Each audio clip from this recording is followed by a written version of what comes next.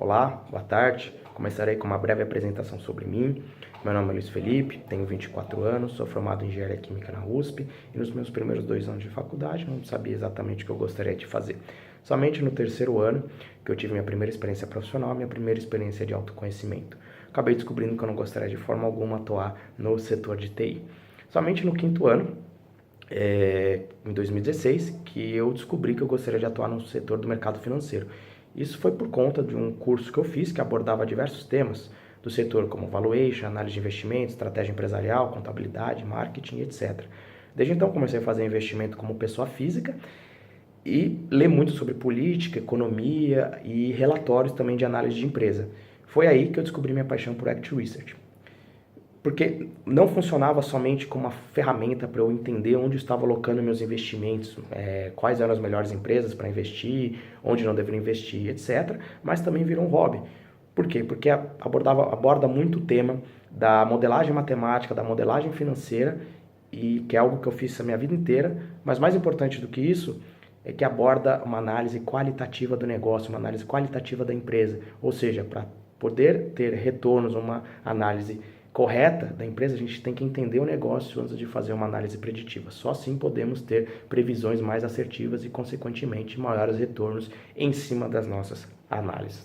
Bom, isso acabou começando a me moldar meu perfil analítico e, em seguida, em setembro de 2016, eu entrei no Santander, na área de risco de crédito pessoa física. Foi aí que tiveram 2 grandes acontecimentos que reforçaram esse meu perfil analítico. Um deles foi a análise do NPS que eu fiz, que era para entender se uma negação no aumento de limite de cartão de crédito afetava na nota do NPS do banco. E de fato afetava negativamente e muito. Foi aí que reforçou esse meu perfil analítico, minha vontade de querer atuar com análise de dados, análise preditiva.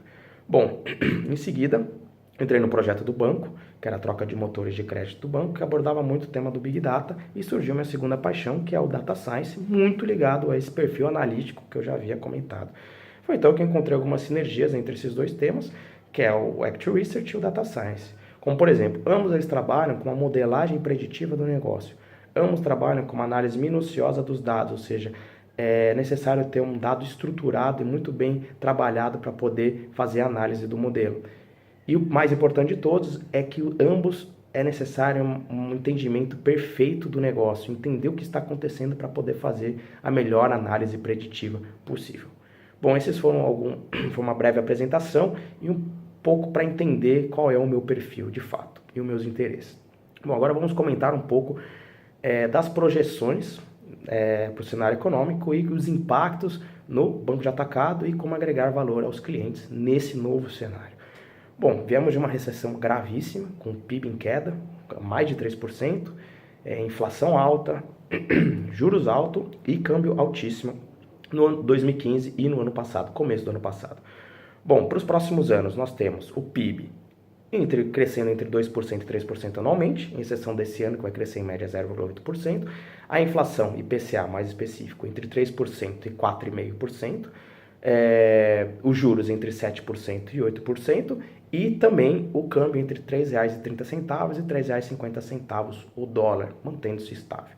Bom, os impactos. Bom, no cenário de crédito, podemos citar alguns deles, como, por exemplo, a queda da inadimplência das empresas e também a maior demanda por crédito por conta dos juros baixos. Dessa forma, o banco oferta mais crédito, ou seja, aumenta seu apetite ao risco devido a um cenário de menor risco, e dessa forma, ofertando mais crédito, poderá até ter maiores retornos financeiros. Embora o banco tenha um spread menor por conta dos juros baixos, isso é equilibrado com uma maior concessão de crédito, como eu acabei de mencionar, em um cenário de menor risco, sendo totalmente positivo para o banco.